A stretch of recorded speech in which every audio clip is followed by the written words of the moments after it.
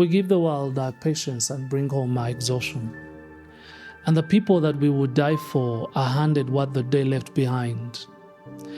And this morning, as I'm looking out to a room full of people who know how to win, you have won the room, you have won the deal, you have built the company and earned the title. And so I'm not going to insult you by teaching you how to succeed. You have proven that you can do that. I have come to ask you a harder question. In all your winning, is there one room that you have quietly been losing?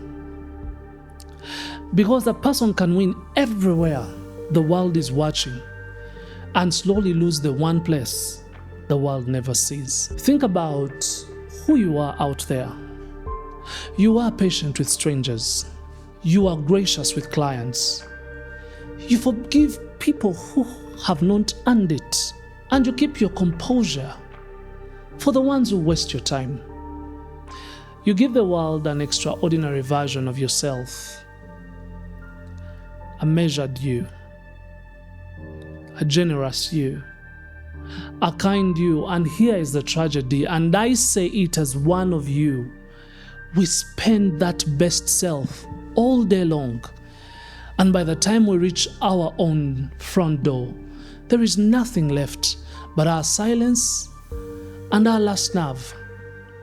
We save our finest self for the people who upload, and then we hand the leftovers to the people who would bury us. It happens because there is a light that comes with being wanted, and that light is hot. It does not permit you to be human. People admire you out there until they discover that you carry the same wounds they do, and then they set you down. And so we learn to perform. We become magnificent in public, and we become strangers at home. We become so skilled at being admired, and that we forget how to be known, and that is the whole thing. Admiration. We love the polished version of you, but only love will stay for the real one. Sometimes, something has quietly ended more homes than any failure ever has. We extend more mercy to people we serve than to the people we love. The stranger can't tell us anything, but the person who shares our bed, who shares our name, our children cannot tell us the smallest thing without a war. And we pour endless grace on those who mean nothing to us, and almost none to the ones who mean everything.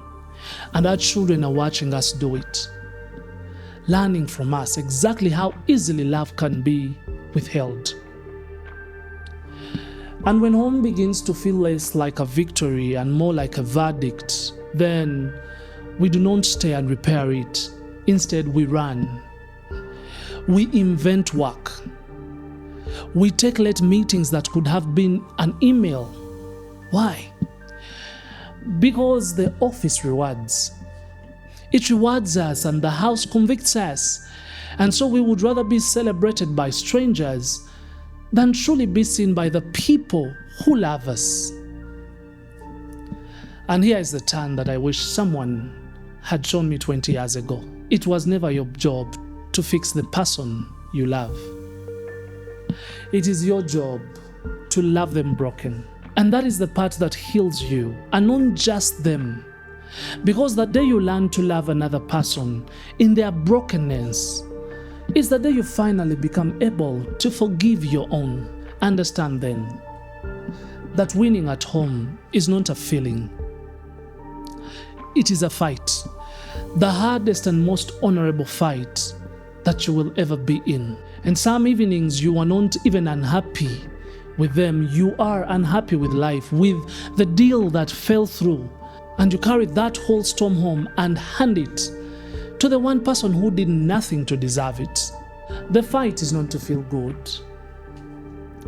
The fight is to stay tender when everything in you has turned to stone. And take it up now. before they has decide it for you, because this is the one arena that offers no second chance. Divorce is painful. A child who no longer takes your call is painful, but standing at a graveside screaming the words you should have said while they could still hear them, that is the deepest pain a human being can carry. And so we keep discovering how precious people are. Only after we can no longer reach them, we consider what actually stands besides a person at the end. When you're finally in that bed with the machines, counting your breaths, it will not be your titles in the room, it will not be your revenue.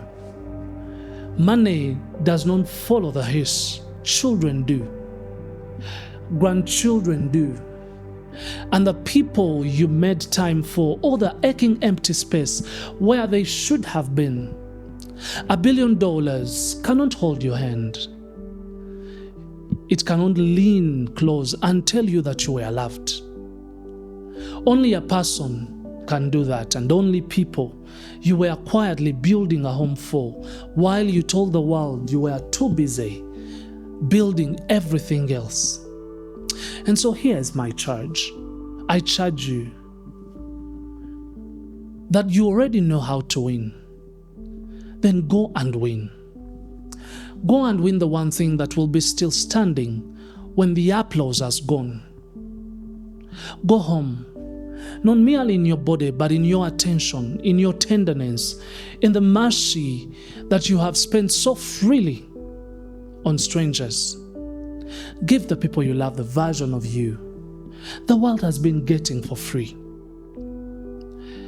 You know, a house does not become a home the day you finally have everything that you need. It becomes a home the day you decide to make it a place of peace.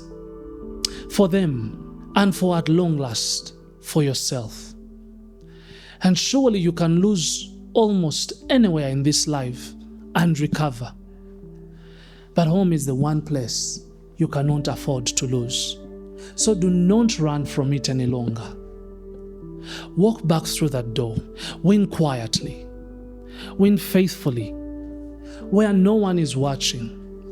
The only victory that will be still holding your hand when you are old is your home.